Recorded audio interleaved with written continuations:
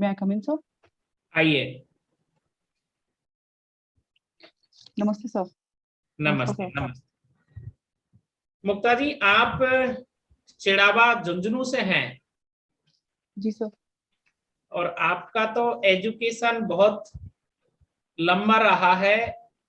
आपने computer application, MTech, PCM, बहुत कुछ। क्या ये सभी पिछला जो आपका एजुकेशन रहा है प्रशासन में, आप इसका लाभ उठाएंगी?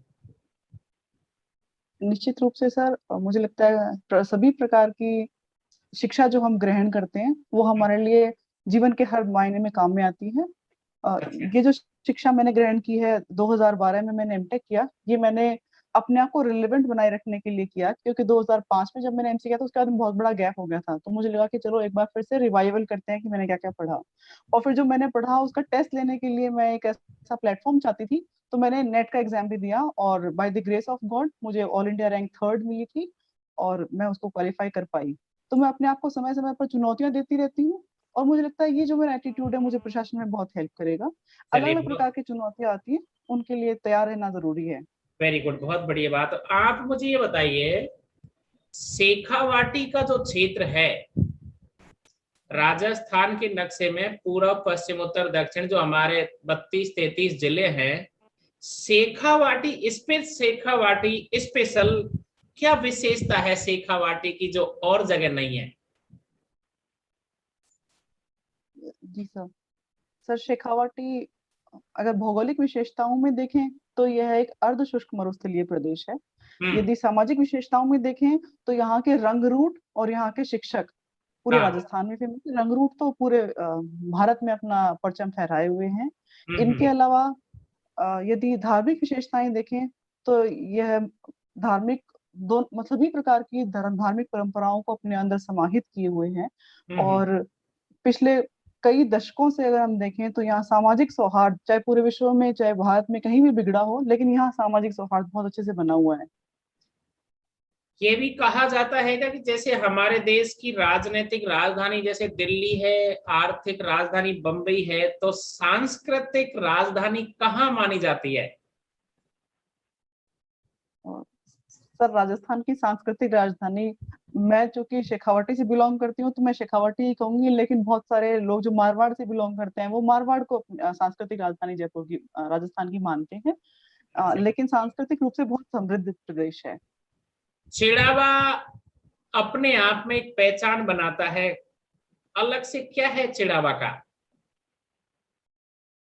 सर चिड़ावा की मिठाई के रूप में पेड़े बहुत प्रसिद्ध हैं। वहाँ के सेठ जैसे कि सिंघानिया जी, जैसे कि आर.के. सोमानी जी, उन्होंने शिक्षा के क्षेत्र में समाज को वापस बहुत कुछ दिया है। और श्री प्यारेलाल जी गुप्ता जो चिड़ावा के गांधी कहलाते हैं वो वहीं से बिलोंग करते हैं। श्री हजारी लाल शर्मा जिन्होंने महिला शिक्षा के लिए बहुत सारा कार्य किया है वो भी चिड़ावा से हैं। इनके अतिरिक्त चिड़ावा तहसील से आदरणीय श्रीमती कमला बेनीवाल जी आती हैं।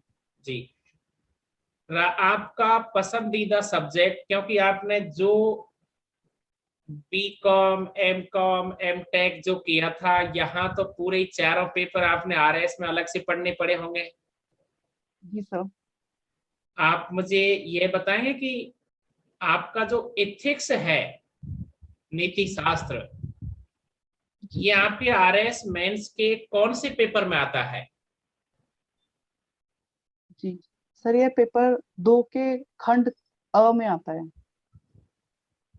नीति शास्त्र किसे कहते हैं? सर नीति शास्त्र सामाजिक रूप से स्वीकार्य ऐसी परंपराएं, व्यक्तिगत रूप से अपनाई जाने वाले ऐसे सभी मूल्य जो हमें किसी भी किए गए कार्य को सही या गलत ठहराने में मदद करते हैं, उनका अध्ययन नीति शास्त्र कहलाता है। आप एक एसडीएम के रूप में जब भी अपना कोई काम करेंगी जहां आपको सब डिविजनल क्षेत्र मिलेगा, तो नीति शास्त्र में आपने कुछ पढ़ा होगा। कहां से नीति शास्त्र से आप क्या लोगी? किस व्यक्ति से आप मैनेजमेंट में सफल होना चाहोगी? क्योंकि वहां गीता भी है, वहां गांधी भी है, कांट भी है। जी।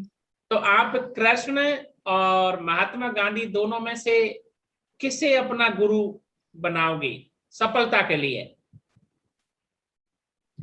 सर, भगवान कृष्ण को भगवान का रूप प्राप्त है, तो उनकी तुलना तो किसी मानव से नहीं हो सकती है। किंतु हमारे बापू महात्मा गांधी ने हमें वो व्यवहारिक सिद्धांत दिए हैं जिनको हम समाज में रहते हुए अपना सकते हैं।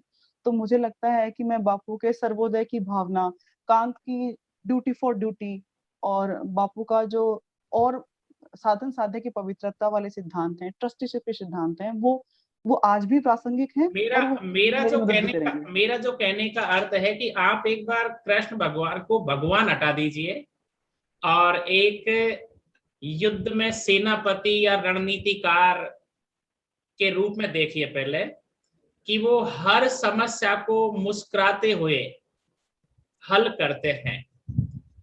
अर्थात उन्हें विश्व में मैनेजमेंट गुरु कहा जाता है, हनुमान जी को और कृष्ण को। तो कृष्ण से कौन सी ऐसी चीज आप लेना चाहोगी जो हमेशा आपके पास रहे, शासन और प्रशासन जब आप चलाओगी? सर, कर्तव्य पर कर्तव्य करने के लिए एकाग्रता, एकाग्रता। ये